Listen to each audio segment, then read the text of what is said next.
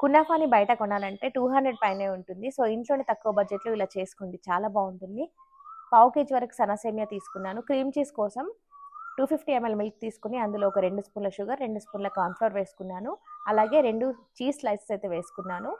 So, 2 ప్యాన్‌లయితే నేనిక్కడ తీసుకున్నాను. అలాగే సేమియాలోకి 4 స్పూన్ల వరకు బటర్ గాని, నెయ్యి గాని వేసుకొని అంతా కూడా బాగా పట్టించుకోవాలి. తర్వాత అడుగున ప్యాన్స్‌కి ఇలా మనం ఘీని బాగా అప్లై చేసుకొని పైనుండి ఇలా సేమియా వేసుకొని ఒక గ్లాస్‌తో ఈ విధంగా మంచి షేప్ అయితే ఇవ్వాలి. తర్వాత దీనిపైన చీజ్ వేసుకొని చీజ్ అటు ఇటు పోకుండా మధ్యలోనే వేసుకోవాలండి. తర్వాత పైనుండి మళ్ళీ సన్న సేమియాను వేసేసుకోవాలి.